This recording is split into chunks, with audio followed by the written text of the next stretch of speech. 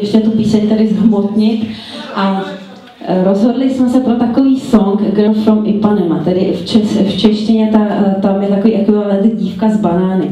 A já jsem udělala takový výzkum, a to vás určitě bude zajímat. Ta písnička byla napsaná v roce 62 a je to takzvaná bossa nova, no. A já úplně nevím, co to znamená, to není tak důležité, ale to je takový jako zvláštní rytmus. A v roce 65 dostala Grammy a tam se zpívá, že když ta dívka jde a je krásná, tak všichni dělají a. Jo, takže a. No a představte si, že ta Ipanema, tak to je taková část, kousek od té pláže Copacabana, Brazílie, v Rio de Janeiro. No a ta Ipanema, když se na to podíváte jazykem Tupi, myslím Tupi je to jazyk, tak to znamená smradlavé jezero. Takže já už teď chápu, proč když ona projde, tak všichni dělají jako to A. Tak Girl from Ipanema. A my se tady nastavíme ještě orchestra. Vy se vůbec nesmějete, já jsem dneska přijdu, že vůbec nejsem vtipná.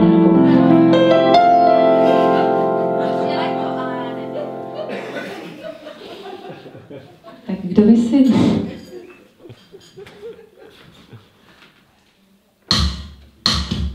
To je co?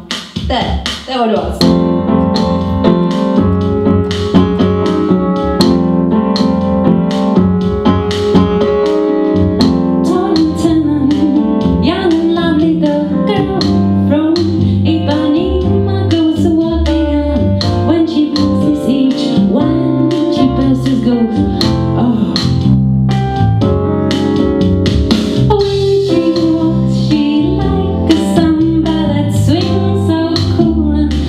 Sway so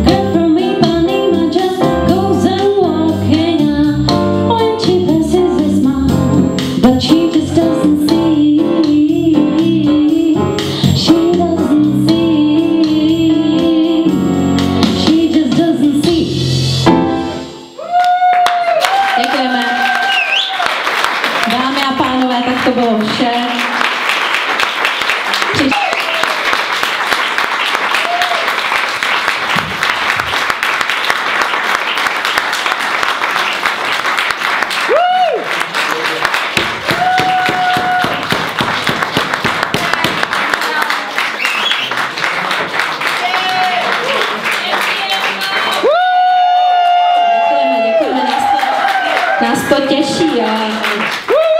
Já nezastírám, že jsme si připravili přídavek,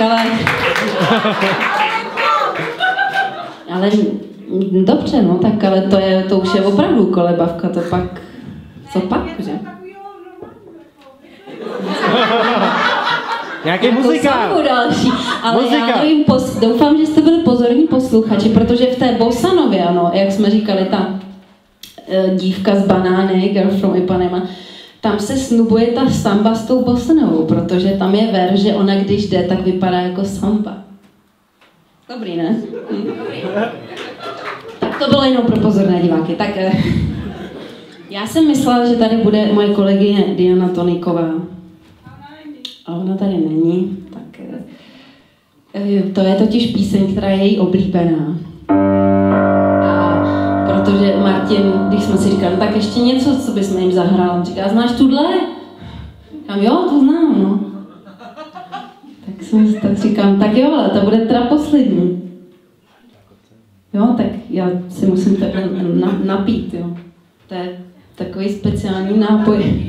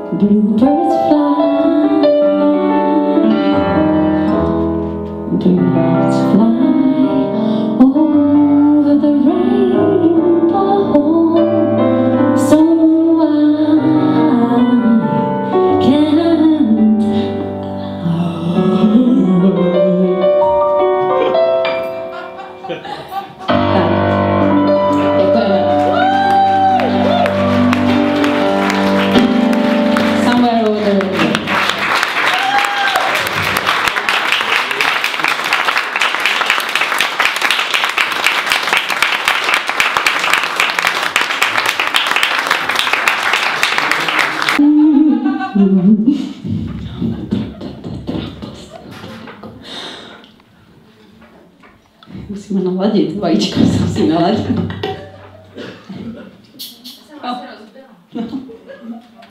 Ty.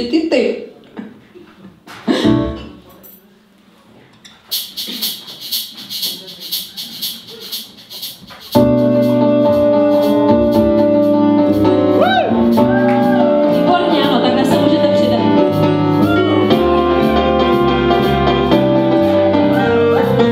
Přijďte,